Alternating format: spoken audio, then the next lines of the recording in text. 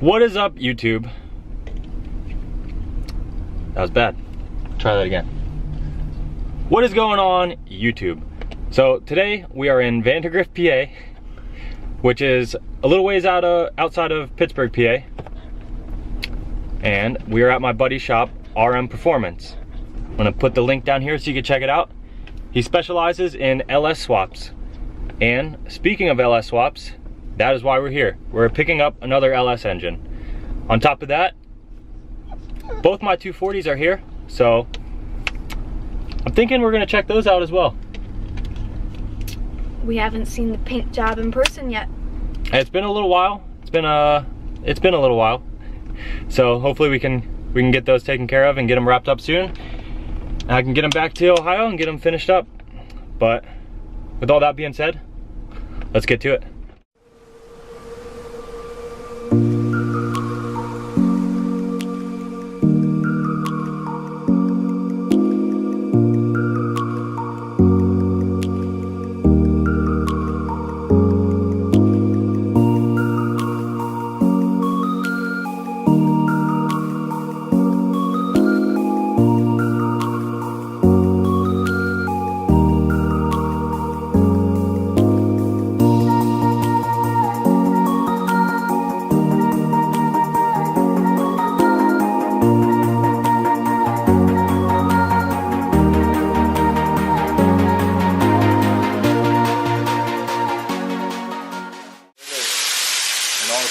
The new 6-liter. How crusty that is.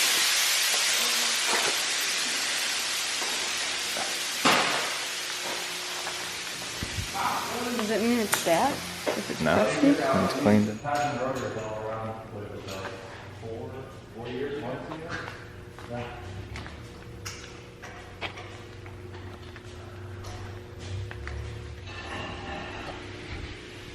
Alright, I don't know if this will fit in with the rest of the footage, but get a look at this.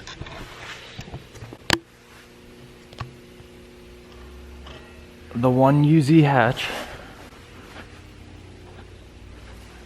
Covered in dust. I can't even see it, it's so dark.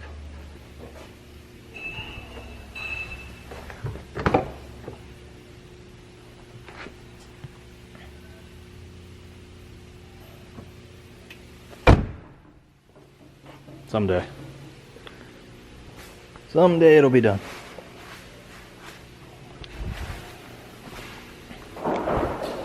Got the tires on, the engine loaded up.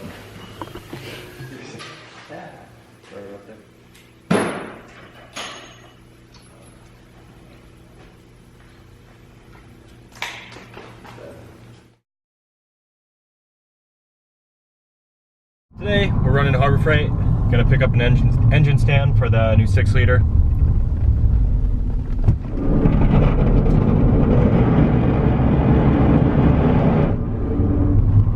Oh, just hurts my soul.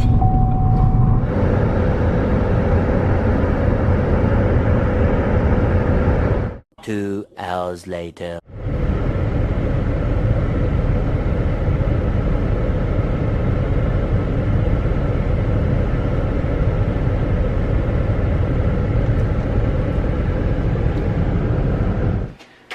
Alright, so we got back from Harbor Freight, threw the engine stand together, wrestled this engine out of the Suburban, wrestled it onto the stand.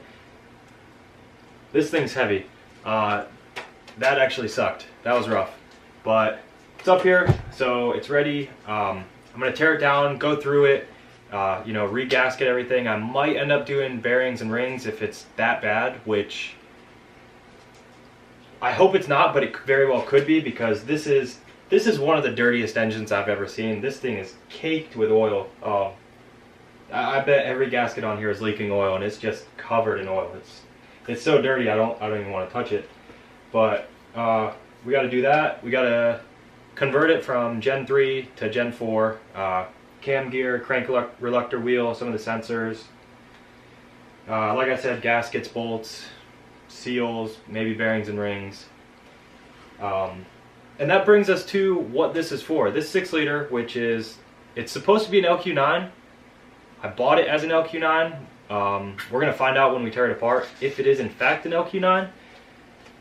Unfortunately, I kind of have my money betting that it's an LQ4 just because that's my luck, but let's hope that this is an LQ9 for that little bump in compression.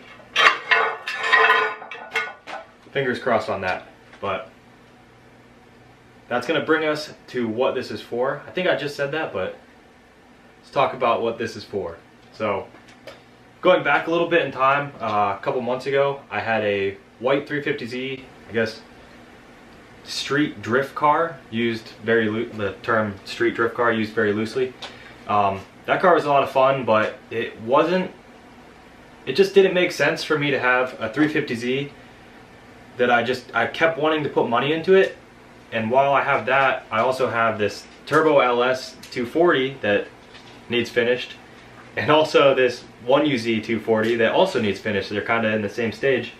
So I got these 3 cars for basically the same, I don't know exactly how to say that, but kind of building them all for the same thing, like that doesn't make much sense. Like, I need to kind of downsize. So I ended up trading the 350Z straight up for a 2007 Suburban. Sure, I mean, that's a weird trade, kind of, I would say. But my thoughts were, you got these 240s that you're really trying to finish. It's a long story in itself that we'll get into another time. But you got those, you need something to tow them with. So that's where the Suburban comes in. That's the plans for the Suburban. We're gonna use that to tow the 240s if they ever get finished this century.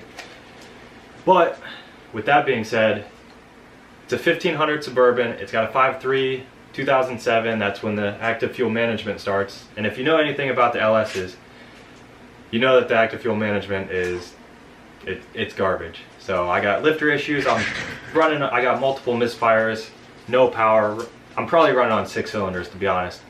Going through like a quart of oil a week. It's pretty terrible. I'm really surprised the engine has lasted as long as it has. So I'm hoping this right here, tear down, rebuild, regasket everything. This is going to be like a week project.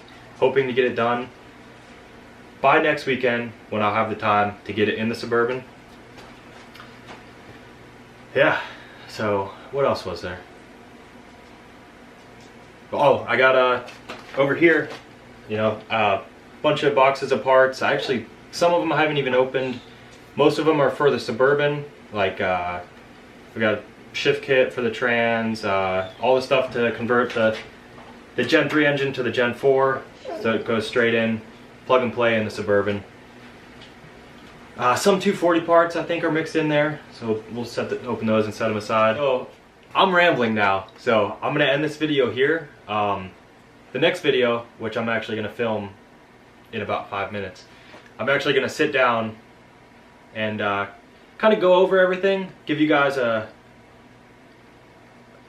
pretty in-depth update on what's going on with my 240s. I know a lot of you guys are saying, dude, fuck, go finish it. You gotta finish it. And I want to. I'm not just sitting here like, I'm not gonna finish it. No, I really want to, but it's kind of out of my hands at the moment, and has been for about 1.5 years now. There's nothing more I'd like than to finish both 240s and be ripping, what is it? What did I say on Facebook? Ripping gears and getting sideways. Not, that was really lame, but I want them finished. I'm gonna update you guys on what exactly is going on with them, because it's kind of it's a tricky situation, I kind of would say, I guess. Yeah, so hope you guys enjoyed the small update. Get ready for the next video where I'm going to update you guys about the 240s. You're probably a lot more interested in the 240s than a Suburban engine swap, you know. But thanks for watching, guys. And I need like a catch line to end these, right? I gotta come up with something. Maybe in the comments you guys can put, I'm getting the hang of this. In the comments you guys can give me like a catchphrase or something that I'm not gonna use, so.